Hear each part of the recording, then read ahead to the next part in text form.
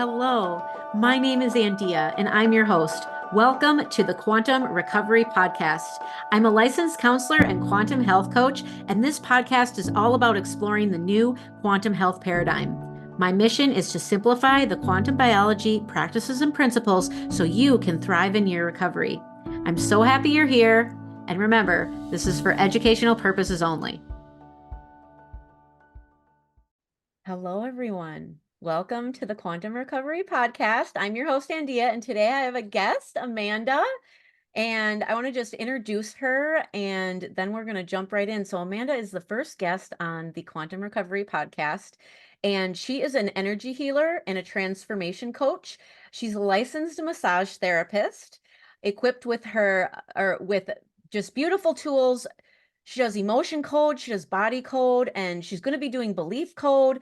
I have been a client of hers, and the work she does is truly amazing. She's the owner of Radiant Life Healing, which was formerly called Body Logic, and this is located in Mandeville, Louisiana. And she's been in business doing this since 2009. And she's just undergone a radical shift in how she implements therapy and coaching to her clients since she's decided to incorporate the quantum healing practices. So that's why she's on today to share with you in real life, her real life story, just like I've shared with you my real life story. And she uses the frequency healing techniques in conjunction with the emotion code and the body code therapies. To facilitate positive change for her clients. And she began her journey in sobriety in 2016 after having experienced multiple relapse episodes, like many of us do. She began extensive study of the subconscious mind and its role in hijacking the ability to maintain consistency. Her discovery of emotion code and the benefits of frequency healing was both a personal and professional endeavor that has transformed not only her life, but also the lives of her clients. And her mission is to empower people in recovery to break through emotional barriers, unlocking abundance and fulfillments in their lives. Holy Hannah, are we in sync today?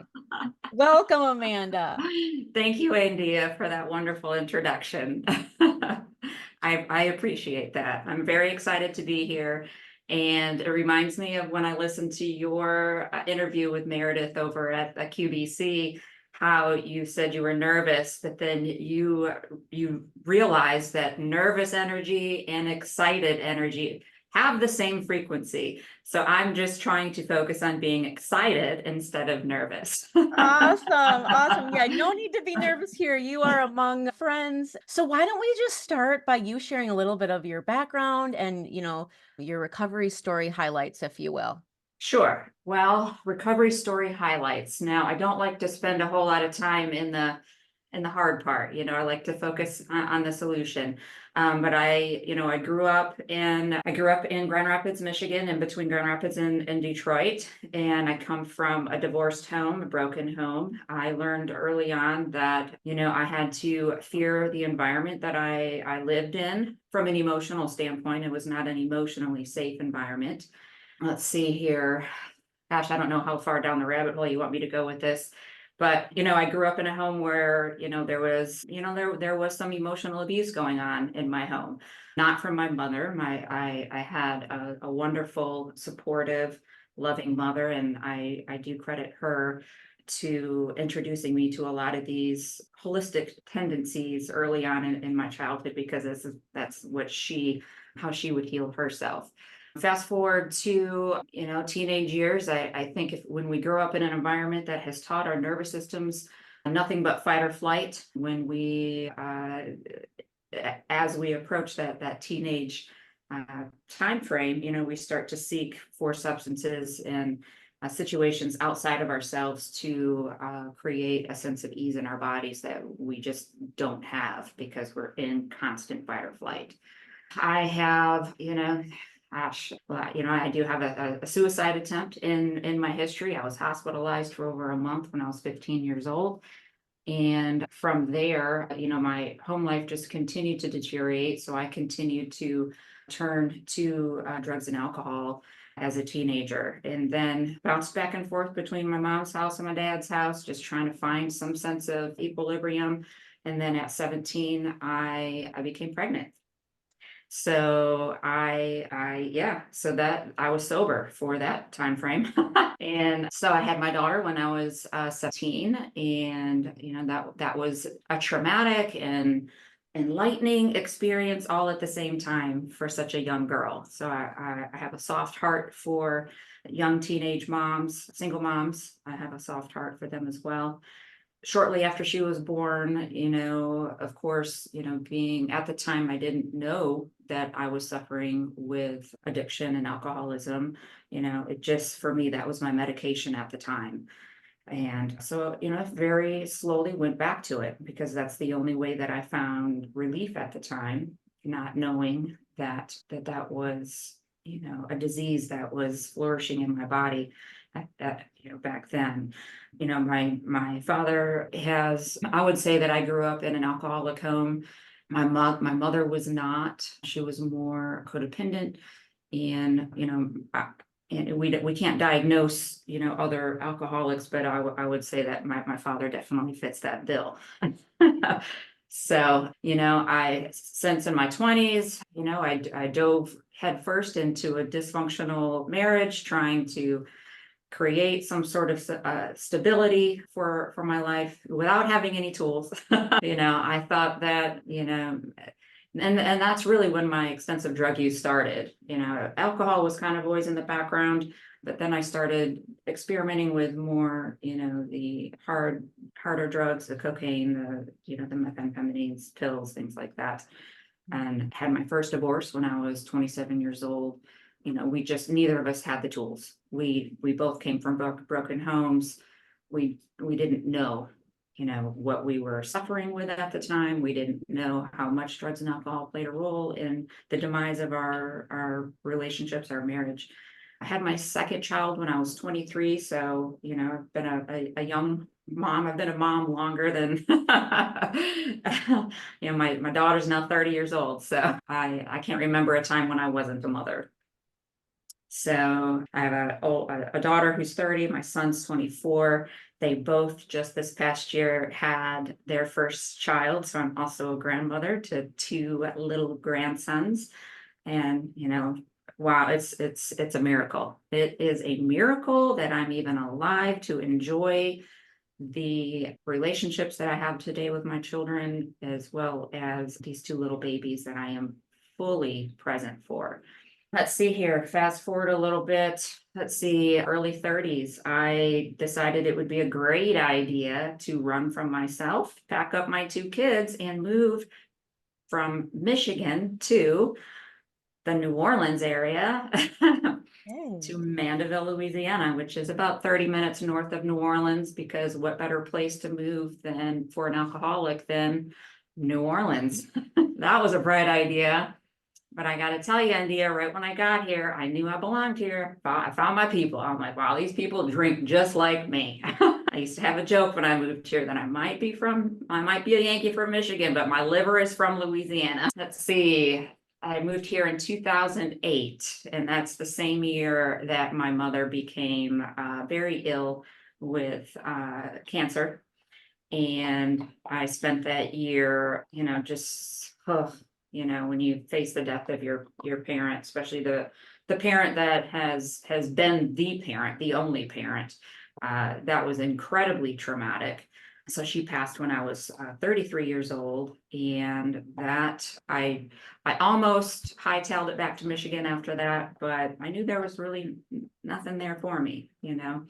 I have been on a mission to break the generational trauma that is apparent in my family and in my bloodline, really.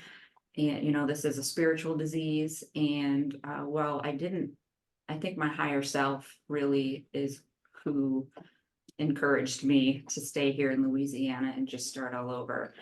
So I continued. I from there I changed everything about my life. While I was still drinking, I was no longer using drugs, but I think I think everybody who uses drugs, it seems like we go, oh, well, I don't use that anymore, but alcohol is not a drug. It's the one that you can just pick up at the gas station. I mean, here in Louisiana, we have drive-through daiquiris. You can drive through a liquor store and grab you a daiquiri. So, that just seems to be the more accepted drug in society. Anyway, so I started massage school. I used to work in mortgage lending, and that was a very stressful career. And back in 2008, during that subprime crash, which I don't know if any young people will remember that, but I know our age group does. I decided that I was going to choose a career that was peaceful. I saw an ad on the TV for massage therapy. So I was like, you know what? That's it. I'm gonna go to school and become a massage therapist.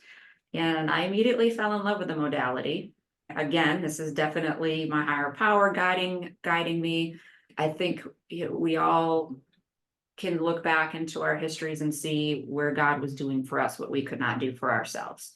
And finding massage therapy as a career, and then being able to become very successful with that particular gift that was given to me. It was definitely God doing for me what I could not do for myself. So that whole year that my mother passed away, I was able to be in a classroom with other students who I can still call my friends today. 15 years later, we're still, gosh, or maybe it's been 17 years, I don't know. We're still friends today. I was able to get some therapy that year, body therapy, form new relationships, and be excited about a new career. Although my alcoholism was still lingering in the background. Let's see here. So I started working for myself. Well, let me back up a little bit. I was working for a local fitness center here, just trying to get my bearings. I was a single mom at the time, so it's still in fight or flight, still very stuck in trauma in my body. But my chosen profession is now let's release trauma from everybody else while I'm running around holding it in my body and medicate it in the evening with my wine and my vodka.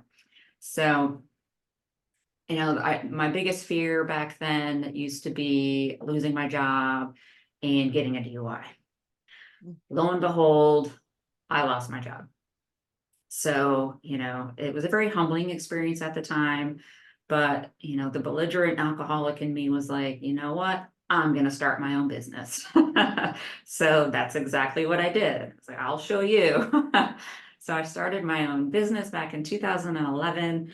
And again, God doing for me what I could not do for myself. It's been very successful. I have clients today that I've had since starting up in 2010, 2011, and I'm very grateful for that.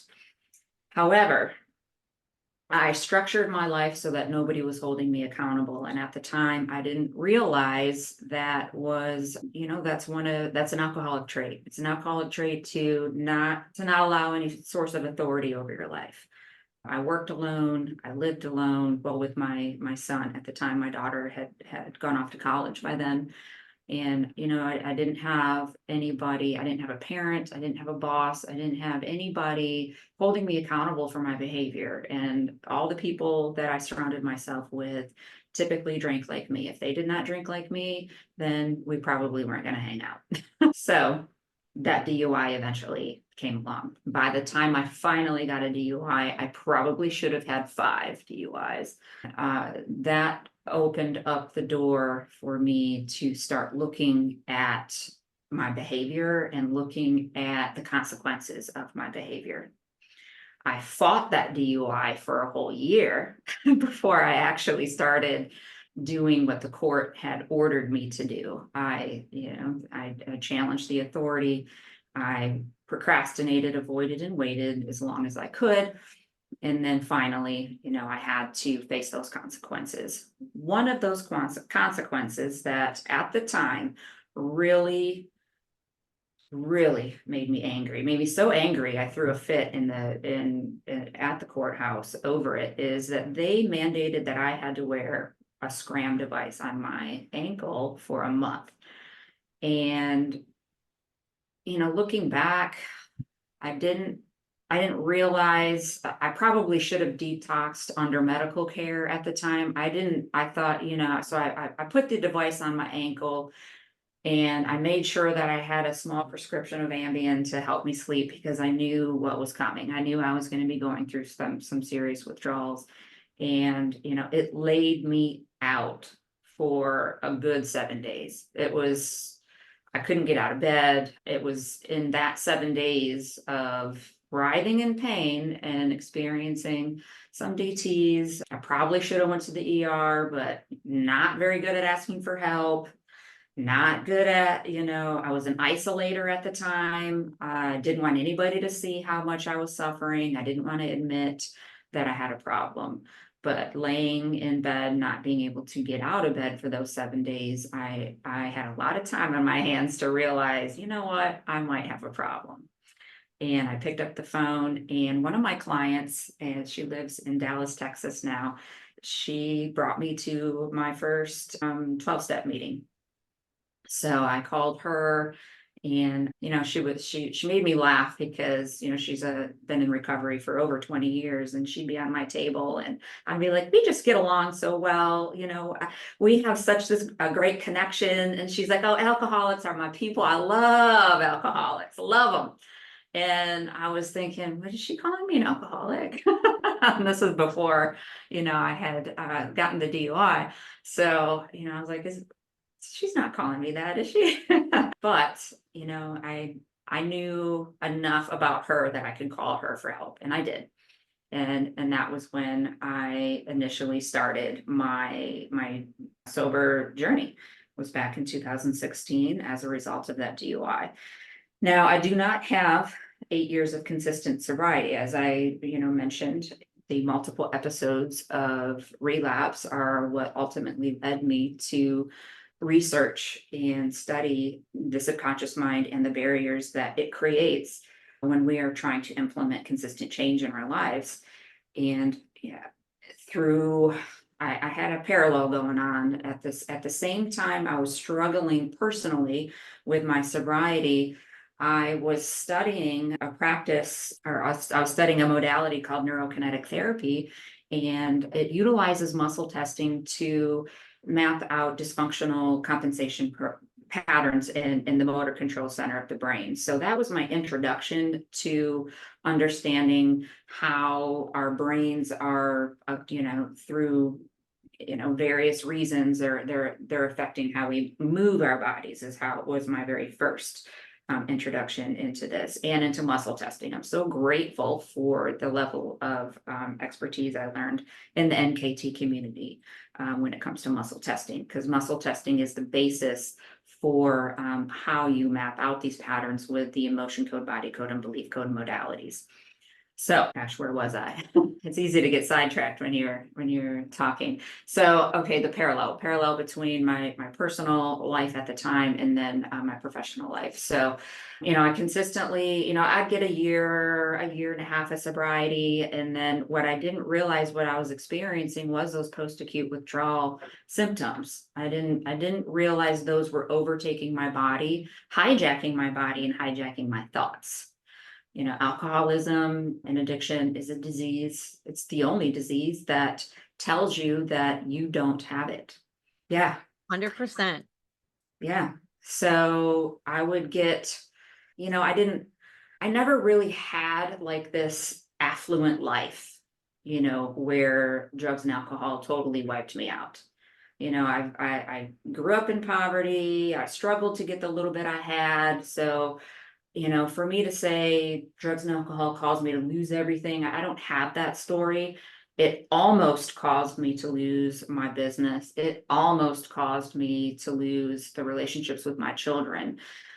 But the justifications that my mind would tell me at the time when I would return to use was that, oh, well, you didn't end up in the hospital. You didn't lose everything. You didn't hurt anybody physically, all of those justifications. All the comparisons. Yes. Yeah, I Yes. didn't have this. I didn't get treatment, but if I would have been sitting in groups comparing myself, I know for sure I would have been saying, "Well, I don't have legal issues. I don't have any of these issues." Hmm. Every person has a different precipitating event, right? Right. Yeah. Yeah, exactly. So, and they tell you to not look for the differences. They tell you to look for the similarities when you're in a 12-step meeting. And, like I said, I would get a year, I would get a year and a half, almost 2 years, and then I would slowly revert back to picking up again. Sometimes it would be I would pick up just for a night and then go back to the program. Sometimes it would be I would pick up for a couple of weeks and then go back. I didn't realize what I was suffering with at the time. And one of I know we wanted to talk about the post-acute withdrawal symptoms, and what happens is we start to feel a certain way in our body, and then we form these sub-vocalizations in our head about what we're feeling. We suffer with the disease of addiction is an allergy of the body, they say, an obsession of the mind. And this comes up a lot in my emotion code and body code sessions with my clients. The idea allergies and allergies of that nature, we can dive down that road a little bit. We can dive down that conversation in a little bit. We can come back to that. But we are so wrapped up in how we feel in our bodies, and the irritability, the inability, stress. I mean, stress management skills were like zero. Low stress tolerance, but no stress tolerance. Yeah, none. None. So much that I designed my whole life to be one-on-one with one person in a dark massage room. And I mean, that's about as much stress as I can tolerate, listening to wind chime music with a sleeping human in front of me. Take me outside in traffic, forget it. Grocery store, forget it. Be normal, forget it. And, I love that that's not my experience today, but at the time, that's what I was dealing with. But also, acting out, making poor life decisions, especially in relationships. I ended up in multiple narcissistic, abusive type relationships with sociopathic men. And, what what that does is allows me to create something outside in my environment that gives me a big old excuse to do what? Go back to use. Mhm. So that's how I take ownership over those particular decisions that I made. It's very easy to go into victim and that the victim mode, and I'm going to villainize them, but I made those choices.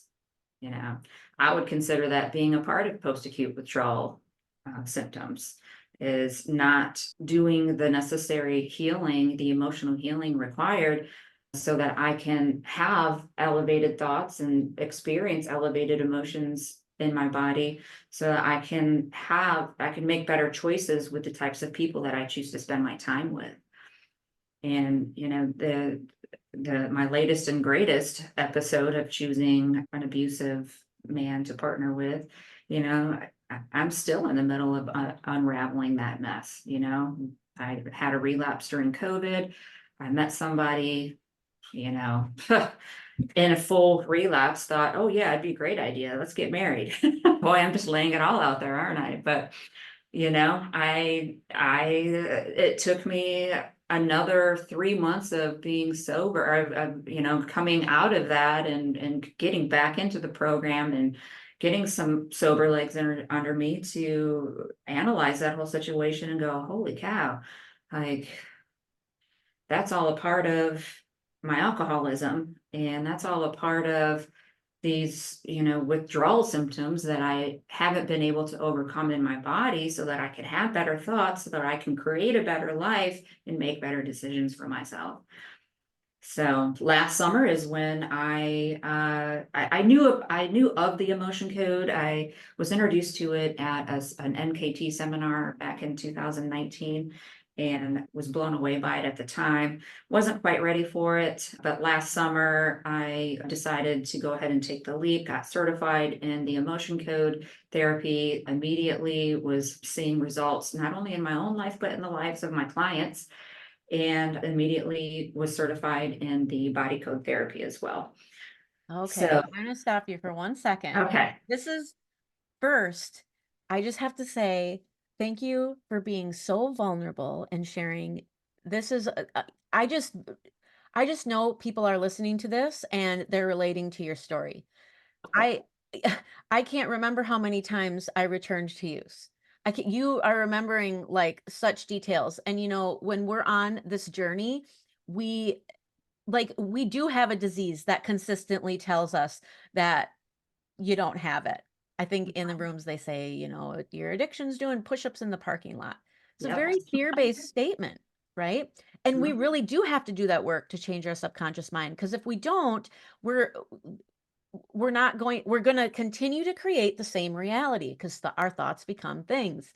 And also with that post acute withdrawal piece, we're vibrating low when we are experiencing those things because and it's like, where are the tools going to come from that are going to get me out of it? So if you think about many of us, you and I both, how we start our recovery, we start here, and then we Mhm. have our highs, and then we have our lows. And people will say, well, I returned to use, so now my sober date is blah blah blah. But it's like, no, your journey started when it started. And Yes, had you not had the tools at those high points, like, where would we be? Right? exactly. Ed, So, yeah, I just wanna just give you a shout out, and then also to the thank people you. who are relating to this, like, this is what empowers us to get to where we wanna be and living a life of abundance and really thriving in our recovery and on our journey. So now let's go back to that emotion code because I do want you to share with people what is exactly emotion code and how does it help people? Go for it. Okay. Well, emotion code was developed by Dr. Bradley Nelson, and it's a powerful method of finding and releasing trapped negative emotions that have been stored in the body through the subconscious mind's desire to protect us. Okay. Let's unpack that a little bit. How many of us have sometimes irrational reactions? Yes, me.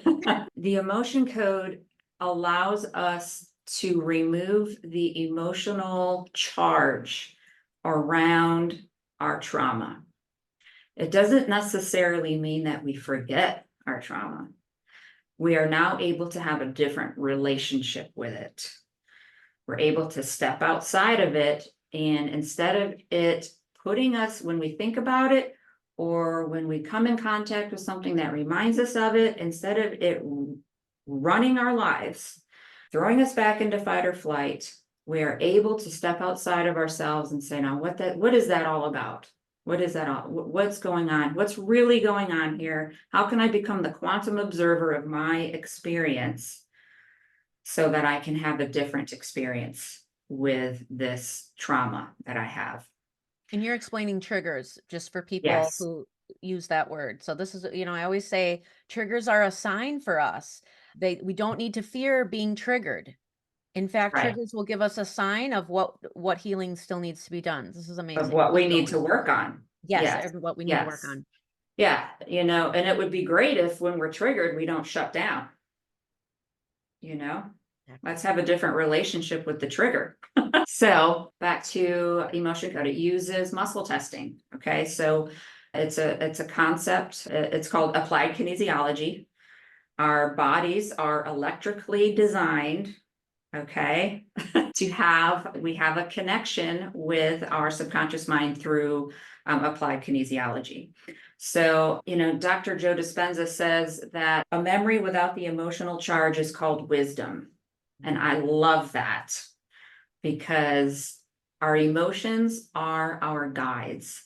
And if we can make friends with them and allow the emotional process to take place fully instead of interrupting it. These emotions become trapped in our energy field when we interrupt that emotional process. Our emotions are created by our organs and glands. So we have an emotion overtake us, and we're supposed to feel it. We're supposed to feel it, get its message, send it some love, and let it process out. Now, I know this is very difficult to do when we're feeling things like fear and anxiety and shame, guilt, nervousness. However, when we don't allow that process to completely move through our bodies, that energy gets trapped and then creates further, and it has the ability then to create further imbalances in our emotional lives, in our physical bodies.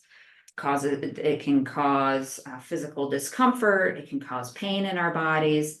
A lot of us who have heartache, we feel that as a physical pressure in our chest. So as a recovered person, I know that I constantly interrupted that emotional process through suppression, repression, and my ultimate fave, numbing. Me too. So yeah, 100%. yeah, it's like, oh, no, we're just gonna avoid that. We ain't gonna feel that at all. Now, when we first get sober, and and in working with people who are newly getting sober, we hear them share, like, I don't know what to do with all these feelings. Feel them, feel them. So, we can, through muscle testing, track these trapped emotions that have been in our energy field and bring them from the subconscious conscious, so that we can now process that out and begin to have a different experience with reality. If we are just going through life blocked, how are we going to have the ability to see when an opportunity presents itself to us? How are we going to have a positive relationship? How are we going to have a productive relationship with the unknown? And that's where we have to get to in order to create in the quantum field, is we have to make friends with the unknown. And the unknown is a very scary place for most people. So I like to teach people emotionally, teach their bodies emotionally how to connect with elevated emotions. And in order to connect with an elevated emotion so that you can have a clear intention, we need to remove some of those lower frequency emotions that are stuck in the body.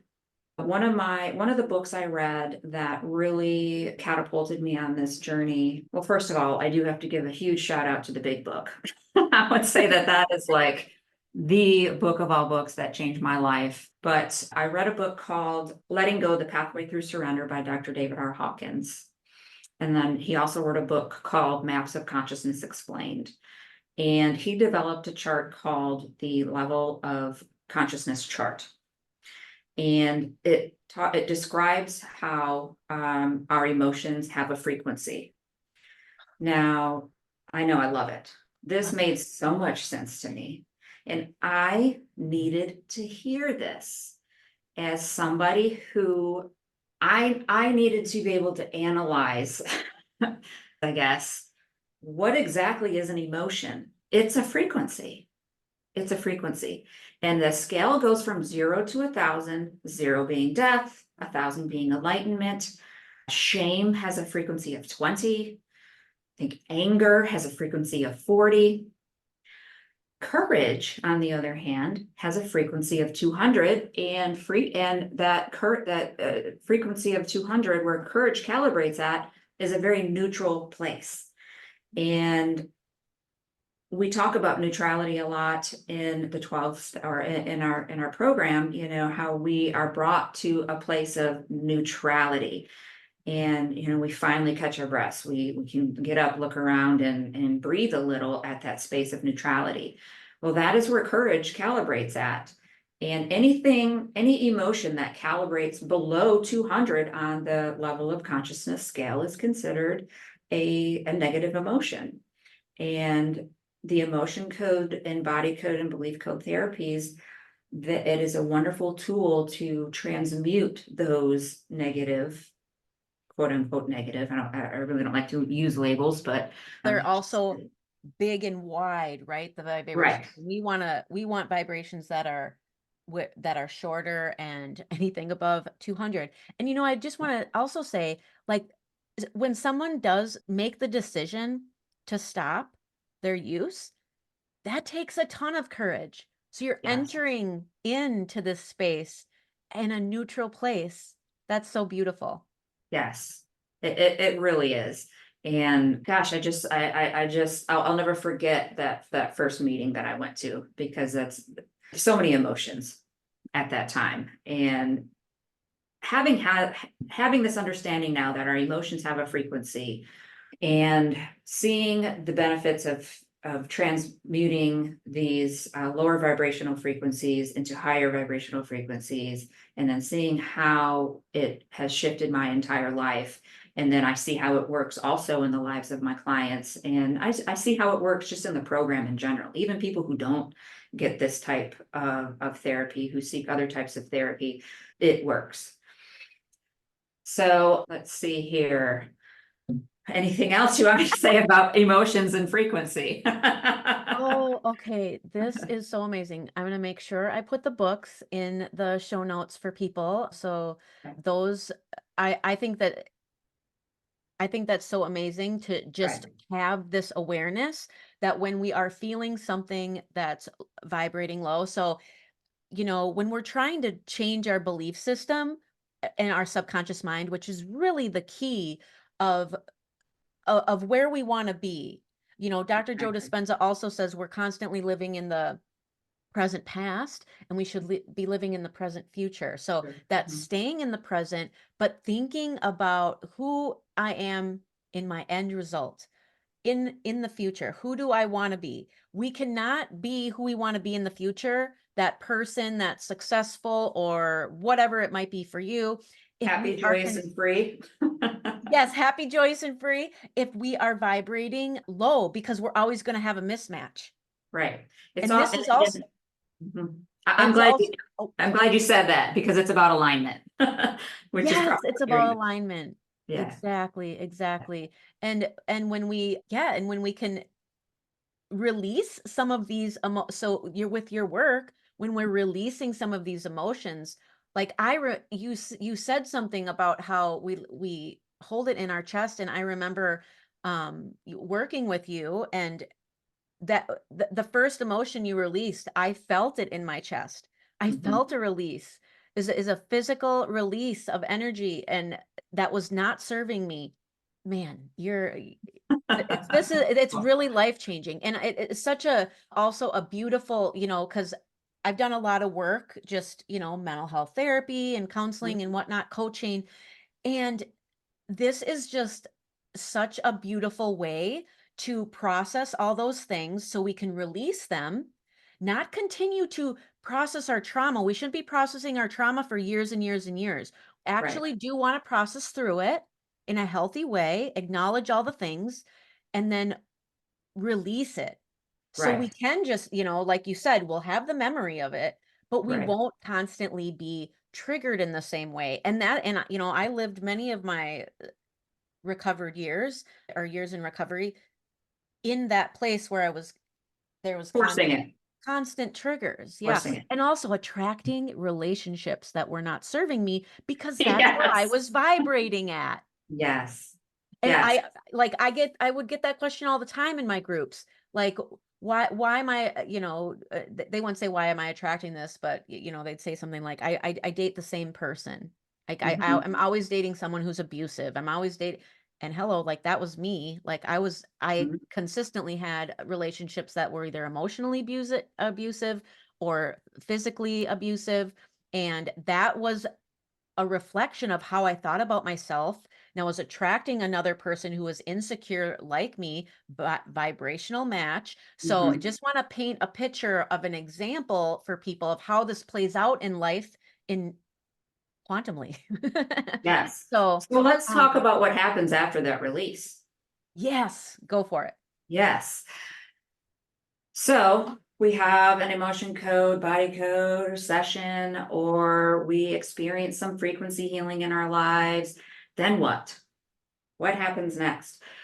Well, what happens next is we have to learn how to create. We have to, how do I want to word this? So we have to understand that the way we're feeling in our body is the antenna. Our feelings, let's see, how do I want to word this? Our feelings, Dr. Joe Dispenza says it beautifully, and I'm going to just name drop his two books that also changed me were Breaking the Habit of Being Yourself and Becoming Supernatural. But he has said that we have to overcome. Feelings are the language of the body. That's what I'm looking for. And thoughts are the language of the brain. So what comes first? Do we have a thought first or do we have a feeling first? We have to bring that our bodies have to feel in alignment with our thoughts.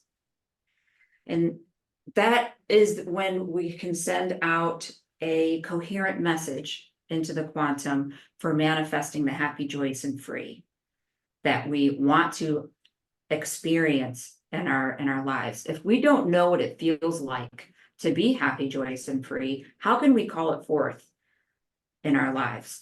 So we have to learn how to imagine. We have to learn how to conjure up those elevated emotions in our bodies and then pair it with a clear thought or intention. And, at the end of, not at the end, but throughout our journey of working the 12 steps, we come to the place where we are now, we've had that spiritual awakening, right? And this is where we have broken the habit of being ourselves.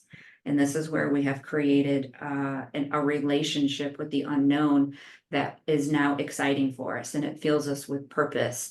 And we no longer fear the unknown. We're now looking outside in our environment and we're spending our time looking for the opportunities and looking for the things shifting in our lives that are causing us joy, that are pulling forth the abundance in our lives. Yeah. And yeah, I mean, it's really, we have to break that feeling and thinking loop. Yeah, and I just want to give an example here for what you're speaking to. So let's say we don't know. Say we're in a place where we don't know how to feel happy, joyous, and free, abundance. The best way to do that is, because how do we feel like we're living in our end result if we don't know what that end result is? Mhm. So especially if you have a pet or a child, and if you don't have a pet or a child, I would use a family member that you have a really, really good relationship with. There is an unconditional love there. And just hugging your pets or hanging out with that person that brings you joy that you like, and then take that feeling of excitement, of what you're feeling, and you can go there in visualization sessions with yourself and you can feel that. And have a There, connection with it, yes. yeah, there's a beautiful, beautiful meditation that Bob Proctor does on abundance, and I can put a link up to that in the show notes. Please That do. puts me in a place of abundance every time I hear it. And I also hear something different every single time. And I listen, I've been listening to that every single day. I think I'm on like day 12.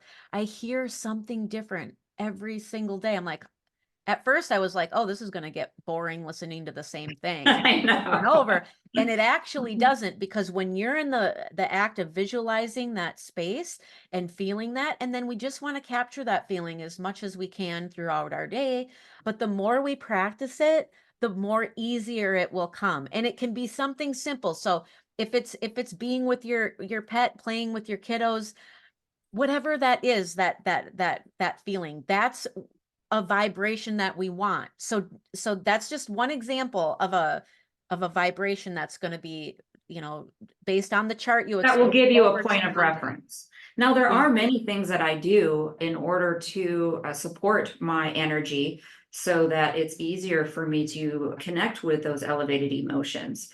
I think one of your questions you wanted me to answer was what quantum practices do I practice in my everyday life? Yeah, that Uh, have been most impactful for Most you. impactful. And sunlight, changing my light life was has been the most impactful practice that I have ever changed about my life. I watch that sunrise every morning, even when it's overcast. I put my feet in the earth. Grounding and changing my life have been probably the two biggest, and then protecting my life. Wearing the blue blockers in the evening. And I learned about this stuff before, years before I started doing it. I'm like, I oh, was that's gonna say, what was your first introduction to this? What, like, bring us there for a second. well, and this is another quantum entanglement. Is I had a client, I'm going to give her a shout out. Her name is Jackie Jolie. And not only did she introduce me to neurokinetic therapy, not only did she introduce me to quantum healing, I mean, she has been in my life for over a decade. And we've walked alongside of each other on this healing journey for years. And she was a client of mine first, and she contracted Lyme disease and was able to heal herself through quantum healing. She found Jack Cruz, was real excited, and I had my hands on her body every 3 or 4 weeks, and I watched her body go from full of inflammation, heavy, you could just feel a spirit of illness and depression on her, to she completely transformed her life through quantum healing. And so I got to watch that take place in my client. And then she started teaching on it. And I went to one of her talks, and it all made sense to me. But, I procrastinated and I slowly changed things. Mhm. But just start somewhere, even if it takes you 2 years to get outside every day and watch the sunlight. Just start 5 minutes. That's what I tell my coaching clients. Yeah, Just make a start. just And yeah, so that was it. Sunlight and life at home. I don't stare at blue screens after dark. If I do, because of work, usually I'm throwing on my blue blockers and grounding. that's amazing. And now those pieces, did you see had an impact? I mean, at this point, were you experiencing any, like, some of the Depression. pause that we were talking about? Yeah, how Yeah. did that help lift some of those things? Was there a freeing sense of But here's what relief happens. from Here's what that? I've noticed that happens with myself, and also happens with my coaching, with just being a therapist for so long. Mhm. People, we start to feel better, right? And then what do? We stop doing the things that started making us feel better. So, I went through this phase of, okay, I'm doing all these things and I'm feeling good. Oh, I guess I don't have to do them anymore because now I'm better. Boom. Yep. Okay, well, let me start doing all those things again. Let me start watching the sunlight. Let me start protecting my eyes. Let me start grounding, spending more time outside. Oh, feeling better. Boom. So I've learned through watching my clients do this and also myself do this, that I just have to do these things. They are built into my lifestyle. I watch the sunrise, I ground, I meditate, I have a prayer life. I go to our local energy enhancement system business called Healthy Body, Healthy Soul right here, where I sit in their scalar wave energy room. I use the inner voice and AO mind sync frequency healing on my AO scanning device that I also implement into my coaching sessions. I have to do these things daily. Sound therapy, Yeah. you Well, that's a great segue into, oh my gosh, this has been such an amazing conversation. know. For sure. Yes, we have yeah, we could keep talking. But I Yes. want you to just share who's your ideal client and what are your services? You're starting to list some of them. Okay. So it's always hard for me to talk about myself, but I'm going to try. Doing great so I, far. yeah, I'm currently developing an online course called Radiant Recovery. While that's in the works, I offer a 12-week course called coaching course called Your Radiant Life. And in that course, we use the subconscious mind as a guide to find out where the client needs to go. my ideal client, anybody who is experiencing trauma. I have a lot of clients that are in the recovery space, but I have quite a few who aren't. So if you're struggling with breaking through your emotional barriers, if you feel stuck, if you feel a victim to your subconscious programming, if you don't even realize that it's subconscious programming, if you are just living day in, day out, full of anxiety and fear, not knowing how to break away from that and have a different experience with life, then I highly suggest trying this therapy out. Now, I do have the 12-week coaching program that I offer, but I also have a quick start coaching where it just gives an introduction to what the coaching, my unique brand of coaching paired with the emotion code and body code and frequency healing. And you can also just book a single session with me. I offer remote sessions. I offer with your emotion code and body code session, we will run a scan on you with a bioresonance device technology that I recently started utilizing in my sessions. It's through a company called Solex, and it's called the AO scan. So what this particular scan will do, it uses your voice. We speak into the device for 10 seconds, and believe it or not, people who are asked to speak, they immediately shut down. Guess what takes exactly 10 seconds to speak? The Serenity Prayer. So I have people say the Serenity Prayer into my Perfect. AM scan, and that will identify the top three frequencies in your voice and the bottom lowest. And we all know what frequency is, right? Frequency is a signal and it carries information. So within your voice, we're able to identify what are your emotional imbalances based on the frequencies that are out of balance. It's then going to create some custom sound therapy for you that I can email to the client for use at home. And it's going to provide the supportive notes that they need to listen to, which is going to help bring their body back into balance, right? So that you can connect with those elevated emotions in your body when you're not out of balance. It's all about alignment, right? So we want to bring the body into alignment. And then another feature of this AO scan device that I absolutely am nerding out on lately is the AO Mind Sync, where it prompts you with positive affirmations, changes the hertz quality of your voice, pairs it with the frequency music, and then you listen to the positive affirmations in your own voice, which bypasses the conscious mind, goes straight to the subconscious mind. How exciting is that? Okay, I So have to we're ask. training the subconscious mind like a dog. I have to ask because I know Yes, people are thinking, "Oh, does she do that remotely?" yes. So the speaking into the device is We can accurate over also, the yes, yes. so Yeah. cool. Well, there's only one of you in all of the universe. And we are 99.9999% energy. And energy is intelligent. So Yes. yes, I can do emotion code, body code, belief code, which I'm currently in training for, and the AO scan sessions remotely. My in-person clients, they do get the benefit of the hands-on intuitive touch that I do, Okay. massage therapy, which I tried for years to get away from. Everybody says, you're gifted, don't stop doing it.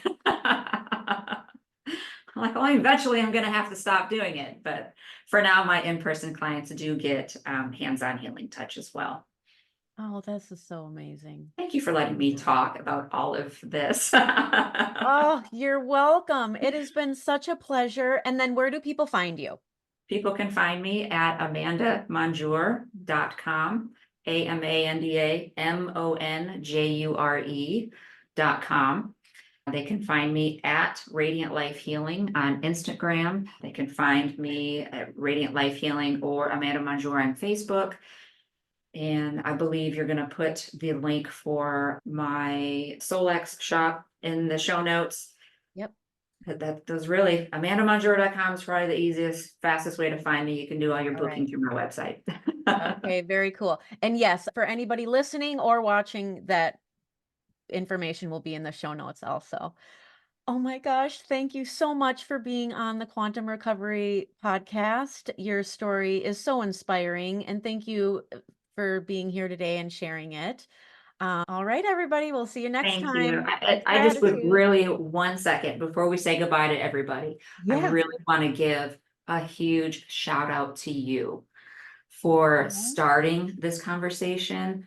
I didn't realize it, Andia, but I saw your name pop up through the QBC back in February and signed up for one of your webinars through there. And then we finally met a few months later. But the fact that you are creating this platform and for those of us in recovery and how we can bring quantum practices into the recovery space to help hopefully mitigate the constant return to use. Right. I being a chronic relapser and finding quantum practices has been a game changer for me. So to have a place where there's somebody actually talking about it is huge. So thank you. Oh, thank you so much, Amanda. I think the feelings are mutual. We are definitely aligned and quantum entangled right now. And I hope anybody listening is feeling that as well. And yeah, I'm just full of gratitude right now. I'm so excited Thank you. about everything that you're doing and putting out into the universe as well. We have to do this again. We will, definitely. All right. Have a good day, everyone. And yeah, drink water. Thank you so much for listening. I hope you found value in this information. And if you did, please share it. Another way to support the podcast is to leave a 5-star review. If you want to connect, you can message me on Instagram or email me at andiaray@outlook.com. And remember, drink water.